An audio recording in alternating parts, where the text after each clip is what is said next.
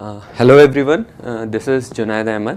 I've got third rank in Civil Services 2018 this year. I'm going to share is some of my experience, चाहे वो civil services से related हो या life से related हो. I started my journey way back in 2014, so it was a long period of 4-5 years. So few things I learned during the process, which I'm going to share with you people. The first thing जो है वो see, I'll tell something about myself. I have literally failed in every exam before civil services in my life.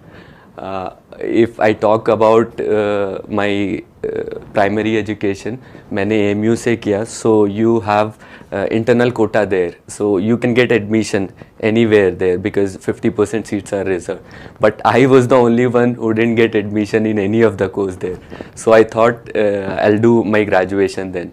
So I gave after 12th I gave this UP exam for engineering. I didn't get any rank there. At least you can get a rank in that exam. Then I took admission in one of private university.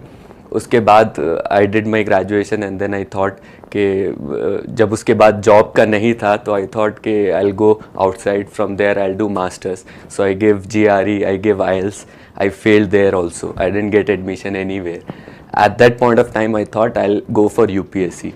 And you see, in 4-5 years में I cracked UPSC. Last year I got 352 and this year I got rank third. So जब third rank आया तो I sat, in fact last year भी, तो I was thinking कि what is the difference कि last उस इस एग्ज़ाम से पहले भी I give many exams but I didn't clear.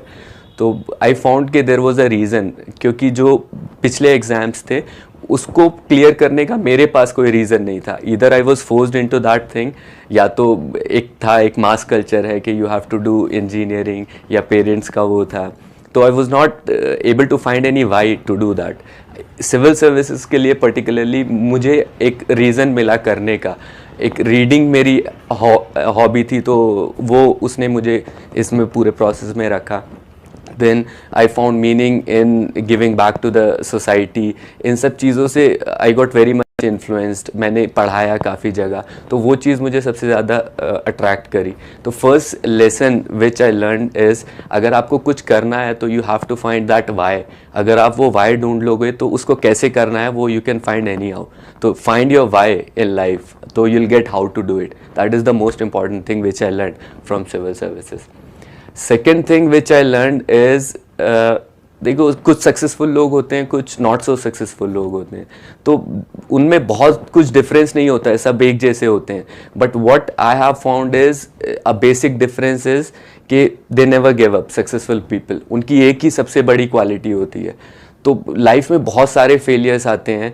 मैंने अपने लाइफ में इनफैक्ट सिविल सर्विसेज के प्रिपरेशन में प्रीलिम्स स्टेज पे, मेन स्टेज पे, इंटरव्यू पे आप कई बार फेलियर्स देखे हैं. तो आप उन फेलियर्स को कैसे देखते हो वो लाइफ में मैटर करता है.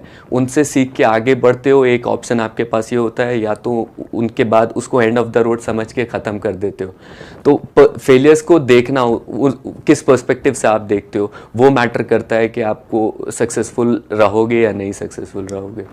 तो ये दूसरा सबसे बड़ा लेसन था which I learn from civil services preparation, and I am thankful कि आई केम इनटू इट. और it's a message to everyone who is preparing कि आपका एंड रिजल्ट कुछ भी हो, the journey is so beautiful. It will change your personality, it will make you think in different ways, और वो आपको एक बहुत अच्छा पर्सपेक्टिव देती है. तो आपको ये कभी नहीं सोचना चाहिए कि एंड रिजल्ट क्या है, नहीं है. You give your 100% in preparation, जो भी होगा बहुत अच्छा होगा. Third thing which I think I found very interesting is कि जब आप बहुत ज़्यादा एक्सपेक्ट करते हो ना, चीज़ें नहीं होती कभी कभी. And I have seen this thing, so keep it very simple. मैंने अपनी लाइफ में जैसे प्रिपरेशन का अगर बात करें तो फर्स्ट अटेम्प्ट, थर्ड अटेम्प्ट में I expected a lot of things कि ये हो जाएगा, वो हो जाएगा, but it never happened. So last year मैंने चीज़ें छोड़ दी थी. तो ये एक चीज़ होती है कि when you don't expect the things वो हो जाती हैं. तो कीप इट सिंपल, वो आपको काफ़ी हेल्प करेगा. Last year I got third rank, I was not expecting, ये था कि लिस्ट में कभी आ जाऊंगा, कुछ अच्छी रैंक आ जाएगी, बट थर्ड रैंक अपने आप में एक बड़ी चीज़ रहती है.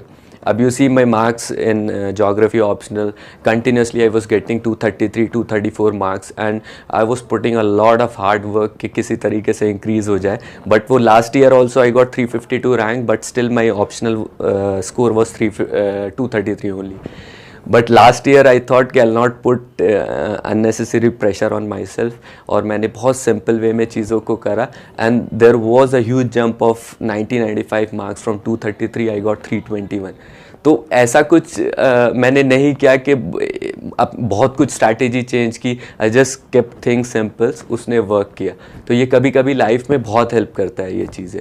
तो ये कुछ चीज़ें हैं जो I want to share with you people, और ये लाइफ में आपको भी बहुत हेल्प करेंगी अगर मेरे उससे आप देखेंगे. बाकी यूपीएससी से रिलेटेड जो है वो यही है कि बहुत कुछ होता है पढ़ने के लिए, एंड एक कोऑर्डिनेटेड और स्ट्रैटेजिक स्टडी आपको करनी रहती है. आप अपने जो सोर्सेज हैं उनको जितना ज़्यादा कंसाइज करेंगे, जितना ज़्यादा उसको रिवाइज करेंगे, वो आपको हेल्प करेगा. और जो पेशेंस है, it's a key. I feel कि hard work is something that you need to do, लेकिन हार्ड वर्क के बाद आपका पेशेंस आता है. For how many years, for how much time you can hold on to it, क्योंकि civil services में competition बहुत ज़्यादा है, और उसको क्लियर करने के लिए थोड़ा सा पेशेंस और परसिवरेंस की ज़रूरत होती है. तो if you have hard work, patience, perseverance, these three things, you can definitely crack civil services.